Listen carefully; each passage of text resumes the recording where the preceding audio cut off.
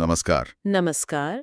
आज हम एक ऐसी यात्रा की कह सकते हैं पड़ताल कर रहे हैं जो शुरू तो हुई थी बड़ी उम्मीदों के साथ। जी, एक रोमांचक छुट्टी की तरह। हाँ, लेकिन बन गई एक खौफनाक, डरावना अनुभव। बिल्कुल। हम बात कर रहे हैं उत्तर प्रदेश के एक परिवार की, रवि और उनके घर वाले। और ये घटना है सितंबर 2023 की, जी जब वो नेपाल जा रहे थे सड़क के रास्ते। जी, और ये पूरी रोड ट्रिप एक बहुत ही अजीब, डरावने सफर में बदल गई। इसकी जानकारी का स्रोत क्या है हमारे पास? ये जानकारी हमें मिली है यूट्यूब पर। एक चैनल है मरून फाइल्स। अच्छा। उन्होंने रवि का भेजा हुआ एक ईमेल शेयर किया था, जिसमें रवि ने खुद ये पूरा वाकया बताया है। तो ये फर्स्ट हैंड अकाउंट है, सीधे उनके अनुभव का लेखा जोखा। बिल्कुल। और आज हमारी कोशिश यही रहेगी कि इस कहानी के पूरे घटनाक्रम को समझें और शायद उन पहलुओं पर भी गौर करें जो इसे सिर्फ एक डरावनी कहानी से कुछ ज्यादा बनाते हैं। हाँ, जैसे डर का मनोविज्ञान, विश्वास, और जब हम किसी अनजानी जगह पर होते हैं तो उसका हमारे दिमाग पर क्या असर होता है। तो चलिए बिल्कुल शुरू से शुरू करते हैं। कौन कौन थे इस सफर में? प्रयागराज के रहने वाले रवि थे, ठीक है। उनकी पत्नी, उनकी बेटी, उनके साले साहब, पुष्कर नाम था उनका, और रवि के सास ससुर। यानी कुल 6 लोग। जी, 6 लोग। और गाड़ी थी होंडा सिटी। प्लान क्या था? कितने दिन का? प्लान था करीब 1 हफ्ते का। सोचा था कि मानसून के बाद नेपाल की जो खूबसूरती होते हैं वो देखेंगे। अच्छा मौसम होता है उस समय। हाँ, दूरी करीब 550 किलोमीटर थी प्रयागराज से। और ड्राइविंग का क्या प्लान था? बारी बारी से चलाने वाले थे रवि, उनके साले पुष्कर और ससुर जी। ठीक है, तो सब तैयार थे, उत्साहित थे। बहुत ज्यादा। सुबह 6:15 बजे वो लोग प्रयागराज से निकल पड़े। लेकिन मुसीबत ज्यादा दूर नहीं थी। बिल्कुल नहीं। घर से निकले मुश्किल से 8 किलोमीटर ही हुए होंगे। बस। हाँ, एक चौराहा आया, लाल बत्ती थी, गाड़ी रुकी। और यहीं पहला अजीब वाकया हुआ। क्या हुआ? गाड़ी उस समय पुष्कर चला रहे थे। एक भिखारी आया सीधे रवि की खिड़की के पास। ओके। रवि ने उसे कुछ फल और बिस्किट देने की कोशिश की। हाँ। पर उसने मना कर दिया, बोला पैसे चाहिए, और बड़े गुस्से में हाथ झटक दिया। अच्छा। और फिर वो खिड़की से अंदर झांकने लगा। ये थोड़ा अजीब है। हाँ, रवि को भी अजीब लगा। उन्होंने मना किया, कभी मत झांको, और शीशा ऊपर करने लगे। फिर? तो वो भिखारी जोर जोर से शीशे पे हाथ मारने लगा। अरे! रवि ने फिर शीशा नीचे किया, उसे बोला कि जाओ यहाँ से। जैसे ही पुष्कर ने गाड़ी आगे बढ़ाई तो उस भिखारी ने एकदम से आंखें पलट ली, कुछ बुदबुदाया मुंह में। अजीब हरकतें। हाँ, और हाथ से फूंक मारकर राख जैसी कोई चीज गाड़ी के अंदर फेंक दी। क्या? रवि ने उस वक्त सोचा कि शायद ये बस डराने की कोशिश कर रहा है, पैसे न मिलने पर गुस्सा दिखा रहा है। मतलब नजरअंदाज करने की कोशिश की। हाँ, कोशिश की, लेकिन जाहिर है ये घटना कहीं ना कहीं दिमाग में बैठ गई होगी। बिल्कुल। ऐसी चीजें सफर की शुरुआत में मन खराब कर देती हैं। हाँ, एक नेगेटिव टोन सेट हो जाता है। सही कहा। और पता नहीं चलता कि ये सिर्फ गुस्सा था या वाकई कुछ और था, जैसा शायद रवि को महसूस हुआ हो। ये सवाल तो उनके मन में भी रहा होगा। खैर, वो लोग आगे बढ़ गए, करीब 90 किलोमीटर और चले। फिर एक ब्रेक लिया। हाँ, गाड़ी रोकी, थोड़ा स्ट्रेचिंग की, कुछ तस्वीरें वगैरह ली। और नेपाल कब पहुंचे? दोपहर के करीब 1:30 बजे वो सिद्धार्थ नगर पहुंच गए। मतलब नेपाल बॉर्डर क्रॉस कर लिया था। अच्छा। वहां उन्होंने सोचा कि एक ढाबे पर रुककर नेपाली खाना खाया जाए। ठीक है। और इसी ढाबे पर रुकने के बाद रवि और उनके साले पुष्कर दोनों ने एक अजीब बात नोटिस की। क्या? जिसका जिक्र उन्होंने एक दूसरे से अब तक किया नहीं था। ओके। दोनों को ये महसूस हुआ था कि पिछले स्टॉप से सिद्धार्थ नगर तक के रास्ते में सड़क किनारे बार बार एक बूढ़ा आदमी दिखा था। एक ही बूढ़ा आदमी, बार बार। हाँ, लेकिन दोनों ने सोचा कि शायद सुबह वाली घटना का असर है, या वहम है, थकान है। हाँ, होता है ऐसा। हम कई बार चीजों को रैशनलाइज करने लगते हैं। बिल्कुल, दिमाग सोचता है कि नहीं, ऐसा कैसे हो सकता है, शायद ज्यादा सोच रहे हैं। लेकिन ढाबे पर कुछ और हुआ जिसने इस वहम को शायद पुख्ता कर दिया। हाँ, बिल्कुल। हुआ ये कि खाना खाते खाते रवि की बेटी, जो छोटी है, वो अचानक उठकर बाहर गाड़ी के पास चली गई। अकेले? हाँ, रवि ने जब बाहर देखा तो वो गाड़ी के पीछे जमीन पर बैठी थी और जैसे हवा में किसी से बातें कर रही थी। अरे! जैसे कोई अदृश्य व्यक्ति वहां हो। ये तो डरावना है। और सुनिए, उस बच्ची ने रवि की तरफ उंगली उठाई और उस अदृश्य व्यक्ति से कुछ कहा, जैसे वो रवि के बारे में बता रही हो। बाप रे! ये देखकर रवि के ससुर फौरन बाहर गए और उसे अंदर लेकर आए। वो बच्ची बहुत रो रही थी, चिल्ला रही थी। और रवि ने बाहर जाकर देखा होगा, कोई था वहां? देखा, लेकिन वहां कोई भी नहीं था, बिल्कुल खाली। उफ, ये वाकई परेशान करने वाली बात है। और मामला और भी ज्यादा तब बिगड़ गया जब रवि की पत्नी अपने फोन पर तस्वीरें देख रही थी। कौन सी तस्वीरें? जो रास्ते में खींची थी जब उन्होंने ब्रेक लिया था। हाँ। उन्होंने देखा कि जब भी गाड़ी के पास तस्वीरें ली गईं, उनमें बैकग्राउंड में वही बूढ़ा आदमी नजर आ रहा है। क्या? वही आदमी जो उन्हें रास्ते में दिखा था? हाँ, और सबसे ज्यादा चौंकाने वाली बात ये थी कि उसकी शक्ल हूबहू सुबह चौराहे पर मिले भिखारी से मिल रही थी। नहीं, ये कैसे हो सकता है? अब ये सिर्फ वहम या थकान का मामला नहीं रहा था। ये तो तस्वीरों में सबूत था एक तरह से। जी, यहीं पर वो लाइन धुंधली हो जाती है मनोविज्ञान और जिसे हम असाधारण अनुभव कहते हैं उसके बीच की। मतलब क्या ये सच में कोई खतरा था या ये डर और तनाव की वजह से पैटर्न देखने जैसा था? परिवार के लिए तो ये बहुत वास्तविक और बहुत डरावना था। स्रोत तो यही बताता है। मैं समझ सकता हूँ। ससुर जी का क्या रिएक्शन था? ससुर जी अब बिल्कुल मान गए थे कि कुछ बहुत गड़बड़ है। हाँ, अब तो मानना ही पड़ता। उन्होंने फौरन ढाबे वाले को पैसे दिए और कहा कि गाड़ी को अंदर बाहर से अच्छी तरह धो दो। अच्छा, शायद किसी बुरी नजर या साय को हटाने के लिए। हाँ, अक्सर लोग ऐसा करते हैं। फिर सबने बाहर निकलकर उस आदमी को ढूंढा भी। मिला नहीं, वो कहीं नहीं मिला, गायब हो गया था। अब तो माहौल बिल्कुल डर का बन गया होगा। बहुत ज्यादा। उन्होंने जैसे तैसे खाना खत्म किया, हिम्मत जुटाई, हनुमान जी का नाम लिया। भूत पिशाच निकट नहीं आवे। हाँ बिल्कुल, महावीर जब नाम सुनावे, इसका जाप करते हुए हिम्मत बांधकर वो लोग आगे बढ़े। आगे का रास्ता कैसा था? अब सफर का आखिरी हिस्सा बचा था, करीब 150 किलोमीटर। और ये रास्ता बहुत खराब था। क्यों? हाल ही में भूकंप आया था, बारिश भी हुई थी, तो सड़कें टूटी हुई थी, जगह जगह कंस्ट्रक्शन चल रहा था। और गूगल मैप्स? उसका अंदाजा बिल्कुल गलत साबित हो रहा था, टाइम बहुत ज्यादा लग रहा था। और अंधेरा भी हो गया होगा। और अब वो एक बिल्कुल सुनसान, अंधेरे, कीचड़ वाले जंगली रास्ते पर थे। जंगल का रास्ता, रात में? जी, ना कोई स्ट्रीट लाइट, ना कोई दुकान, ना कोई ढाबा, कुछ भी नहीं। गाड़ी कौन चला रहा था? ससुर जी चला रहे थे उस समय। ऐसी जगह पर गाड़ी चलाना ही अपने आप में बहुत तनाव देता है। बिल्कुल, जंगल का अंधेरा, सन्नाटा डर को और बढ़ा देता है। और तभी कुछ हुआ। हाँ, अचानक गाड़ी एक जोर के झटके के साथ रुक गई। क्या हुआ? सड़क के बीच में ही एक बड़ा सा गड्ढा था, जिसमें गाड़ी बुरी तरह फंस गई।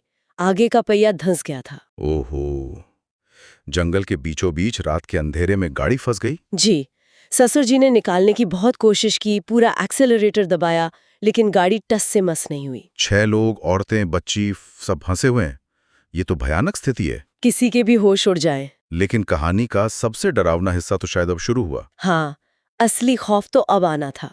गाड़ी फंसे हुए मुश्किल से 3-4 मिनट ही बीते होंगे कि क्या हुआ? अचानक गाड़ी से थोड़ी दूर, शायद 50-60 मीटर दूर से किसी आदमी की भयानक तेज हंसी की आवाज आने लगी। हंसी? कैसी हंसी?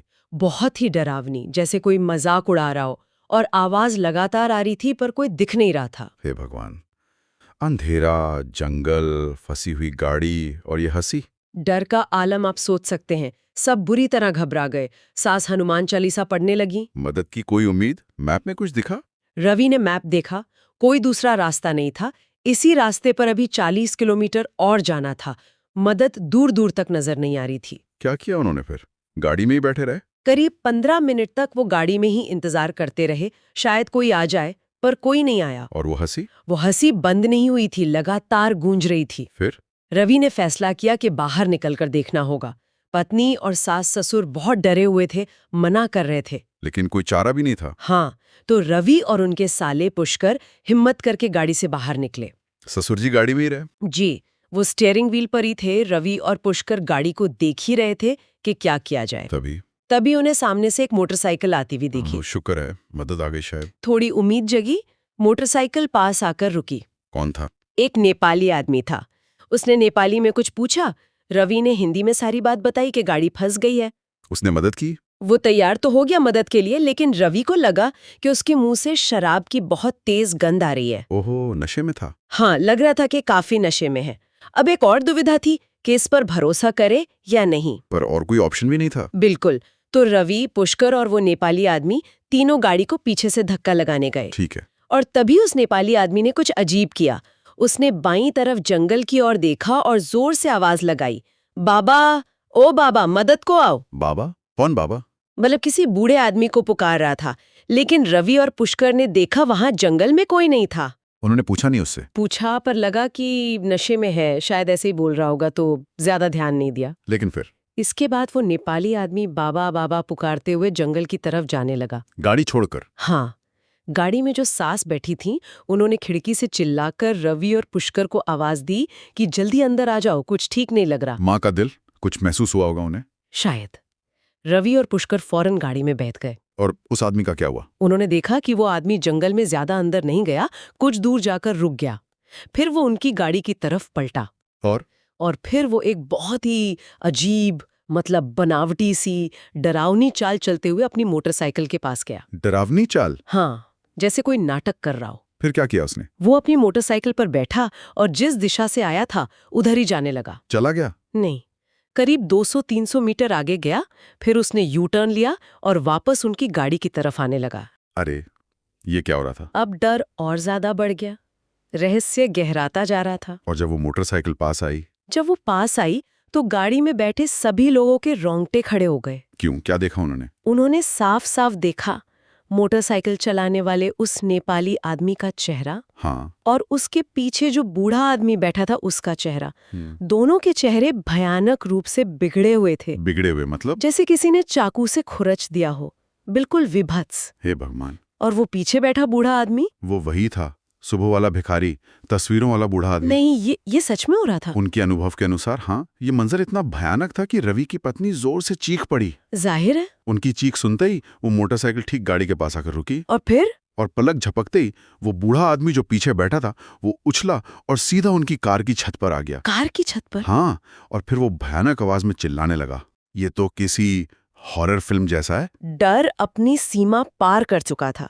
ससुर जी, जो अब तक बहुत सावधानी से गाड़ी चला रहे थे, उन्होंने इस बार पूरी ताकत से एक्सीलेटर दबा दिया। गाड़ी निकली गड्ढे से? हाँ, किस्मत अच्छी थी, एक जोर का झटका लगा और गाड़ी गड्ढे से बाहर आ गई। और वो भागे वहां से? हाँ, जितनी तेजी से भगा सकते थे भगाया। पीछा छूटा? नहीं, यही तो सबसे डरावनी बात थी। मतलब?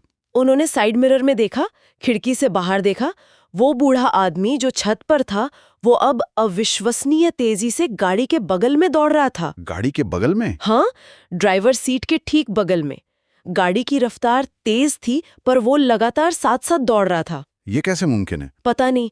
और वो उनकी तरफ देखकर भयानक तरीके से मुस्कुरा रहा था। बाप रे! ये खौफनाक पीछा करीब 25 किलोमीटर तक चला। 25 किलोमीटर? हाँ, गाड़ी में बच्ची बुरी तरह रो रही थी, उसे उल्टी भी आई। गाड़ी रोक भी नहीं सकते थे? बिल्कुल नहीं, उसे एक प्लास्टिक बैग में ही उल्टी करवानी पड़ी। उस परिवार पे क्या बीत रही होगी, सोचकर ही डर लगना है। क्या ये सब सच में हो रहा था या डर और तनाव का असर था? रवि का जो विवरण है उसके हिसाब से ये उनके लिए बिल्कुल वास्तविक था। और फिर ये पीछा कैसे खत्म हुआ? करीब 15-20 मिनट और तेजी से गाड़ी चलाने के बाद अचानक गाड़ी फिर रुकी। फिर से? कैसे? इस बार गाड़ी एक बड़े से पत्थर से टकरा गई जो रास्ते में पड़ा था। फिर कोई बाधा? अब उन्हें पूरा यकीन हो गया था कि ये कोई इत्तेफाक नहीं है। उसी शक्ति का काम है। हाँ, कि वही पीछा करने वाली चीज उन्हें रोक रही है। लेकिन इस बार पता नहीं कैसे डर के साथ शायद एक तरह का गुस्सा या संकल्प भी आ गया। मतलब उन्होंने हिम्मत नहीं हारी? नहीं, रवि, उनके साले पुष्कर और ससुर जी तीनों फिर से वही मंत्र भूत पिशाच निकट नहीं आवे का जाप करते हुए बाहर निकले। और पत्थर हटाया? हाँ, मिलकर उस भारी पत्थर को रास्ते से हटाया। वो बूढ़ा आदमी दिखा? उस वक्त तो नहीं दिखा, लेकिन जैसे ही वो पत्थर हटाकर वापस गाड़ी में बैठने लगे, क्या उन्हें फिर से वही भयानक हंसी सुनाई दी, पास से ही। उफ। लेकिन इस बार वो रुके नहीं। रवि ने ड्राइविंग सीट संभाली और जितनी तेज हो सका गाड़ी भगाई। और इस बार? करीब 7-8 किलोमीटर और चलने के बाद आखिरकार उन्हें दूर कुछ रोशनी नजर आई। क्या थी वो रोशनी? वो एक आर्मी चेक पोस्ट थी। ओह, शुक्र है, बचाव आ गया। हाँ, जैसे जान में जान आई। चेक पोस्ट पर क्या हुआ? नेपाली आर्मी के जवान तैनात थे। एक जवान थे, नाम था अर्जुन थापा। उन्होंने गाड़ी रुकवाई। गाड़ी की हालत तो खराब होगी। हाँ, बहुत। पूरी कीचड़ में सनी हुई थी, नंबर प्लेट तक पड़ी नहीं जा रही थी। जवान ने पहले प्लेट साफ की, फिर बुकिंग डिटेल्स नोट की। रवि ने बताया उन्हें सब कुछ? हाँ, रवि ने कांपती हुई आवाज में पूरी कहानी सुनाई, शुरू से आखिर तक। जवान का क्या रिएक्शन था? उसने यकीन किया? जवान की प्रतिक्रिया बहुत महत्वपूर्ण थी। उसने कहा, आप लोग बहुत हिम्मत वाले हैं और भगवान का नाम लेते रहे इसीलिए बच गए। अच्छा। और उसने ये भी बताया कि जिस हाईवे से वो लोग आए थे वो रास्ता स्थानीय लोगों के बीच प्रेत बाधित माना जाता है। क्या वाकई? हाँ, उसने कहा कि रात में तो लोकल लोग भी उस रास्ते से जाने से बचते हैं। तो रवि के परिवार का अनुभव सिर्फ उनका वहम नहीं था। कम से कम उस जवान की बात से तो यही लगा। उसने उन्हें तसल्ली दी कि अब चिंता की बात नहीं है, आप लोग सुरक्षित हैं। ये सुनकर उन्हें थोड़ी राहत तो मिली होगी। जरूर, कि उनका अनुभव कहीं न कहीं उस जगह की कहानियों से जुड़ा था। होटल कब पहुंचे वो लोग? आखिरकार रात के 11:30 बजे वो लोग अपने होटल पहुंचे। और ट्रिप का क्या किया? वापस आ गए? नहीं, ये भी एक अजीब बात है। इतने भयानक अनुभव के बाद भी उन्होंने अपना ट्रिप पूरा किया। हिम्मत की बात है, या शायद ये दिखाने के लिए कि वो डरे नहीं। वाले रूट से की डर कहीं ना कहीं मन में बैठ गया था। तो ये थी रवि और उनके परिवार की वो डरावनी कहानी। जी। एक साधारण छुट्टी का प्लान कैसे एक बुरे सपने में तब्दील हो गया। वो भिखारी वाला वाकया, फिर तस्वीरों में वो बूढ़ा आदमी, बेटी का अजीब व्यवहार, फिर जंगल में गाड़ी का फंसना, वो डरावनी हंसी, वो बिगड़े हुए चेहरे, और वो पीछा 25 किलोमीटर का पीछा, ये सब मिलकर एक बहुत ही परेशान करने वाला अनुभव बनाते हैं। निश्चित रूप से इस घटना का उनपे बहुत गहरा मनोवैज्ञानिक असर पड़ा होगा, तभी तो वापसी का रास्ता बदला। हाँ, और ये कहानी हमें सोचने पर मजबूर करती है कि आखिर हुआ क्या था। बिल्कुल। क्या ये वाकई कोई अलौकिक, कोई पैरानॉर्मल घटना थी, जैसा उस परिवार ने महसूस किया और जैसा वो आर्मी जवान भी कह रहा था? या फिर ये सब कुछ डर, तनाव, थकान, वो सुनसान माहौल और शायद वो सुबह वाली भिखारी की घटना, इन सब का मिला जुला नतीजा था। कि दिमाग ने ही ऐसी तस्वीरें बना ली, कि धारणाएं इतनी विकृत हो गईं कि साधारण चीजें भी भयावह लगने लगी। जैसे तस्वीरों में वो चेहरा महज संयोग हो, वो हंसी शायद किसी जानवर की हो जिसे डर में गलत समझ लिया। ये बहस हमेशा रहती है। विज्ञान शायद इसे मनोविज्ञान और तनाव के असर से समझाएगा, और जिनका व्यक्तिगत अनुभव है या जिनकी मान्यताएं हैं वो इसे अलौकिक मानेंगे। हाँ, पर जरूरी बात यह है कि उस परिवार के लिए, रवि और उनके घर वालों के लिए, ये अनुभव 100% असली और खौफनाक था। सही कहा। और ये हमें याद दिलाता है कि अनजान जगहों पर, खासकर रात में, हमारा दिमाग कैसे रिएक्ट करता है। डर बहुत शक्तिशाली चीज है। बिल्कुल, वो हमारी असलियत की समझ को भी बदल सकता है। अंत में ये कहानी एक सवाल जरूर छोड़ जाती है। क्या? कि जब हमारा तर्क और हमारा अनुभव आमने सामने हो तो हम किसे मानते हैं? और हमारी मान्यताएं, हमारा विश्वास, हमारी देखी सुनी दुनिया को किस हद तक आकार देता है? शायद दुनिया हमेशा वैसी नहीं होती जैसी हमें दिखती है, या कम से कम जैसी हम उसे समझते हैं। सोचने के लिए एक गहरा बिंदु है ये।